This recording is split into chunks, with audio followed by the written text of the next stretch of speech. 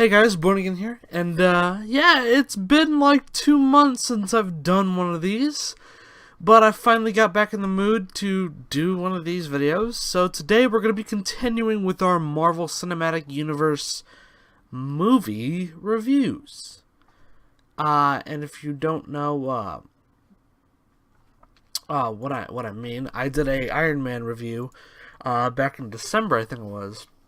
And basically I said I was just praising the movie, which I still love. I watched the movie like in January, and I still love the movie. It still holds up. It's still great. Today we're going to be talking about the second movie in the Marvel Cinematic Universe, which of course is The Incredible Hulk.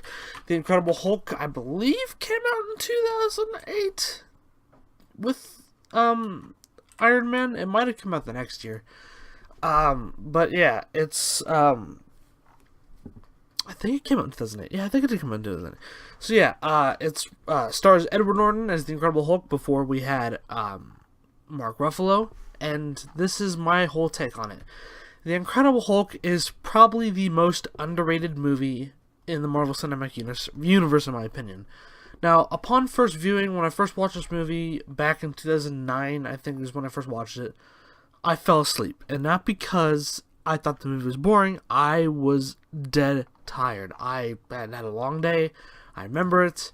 I didn't want to do anything, and I decided, what do I do while I'm, really, really freaking tired?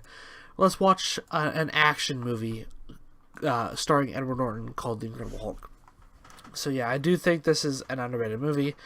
Let's get into some of it. The performances. I have to say right now that I do prefer Mark Ruffalo as Bruce Banner / the Hulk. I prefer him, but I don't think that Edward Norton did a bad job at all. I do think he was better than Eric Bana.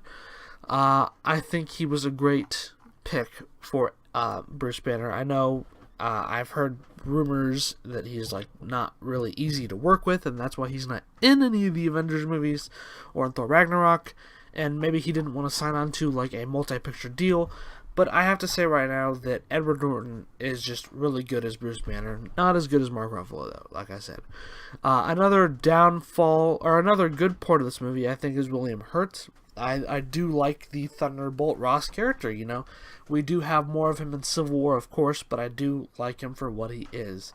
And I just like the movie in general. I like what they did with the movie. I like the action of the movie. I think it's a very good movie, especially I think it's a campus, right? Is that where he fights all the soldiers and stuff? I really like that. I like the fight in the end with Abomination in Harlem. And I like all the clues we get in Luke Cage and all that, the little Easter eggs. But let's talk about some of the negatives of this movie. I don't like the villain, and that's something that's going to be probably, very, very, what am I trying to say here? Very obvious about the movie is that you're not going to like the villain. But back in 2008, we had just come off the heels of Iron Man, which had a pretty decent villain, in my opinion, with Obadiah Stane.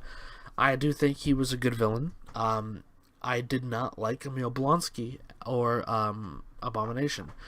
Again, this goes out to the whole argument that people have about the MCU movies, where, basically the villain in every MCU movie, or not every MCU movie, but a lot of them, are just basically carbon copies of the heroes. They're just evil.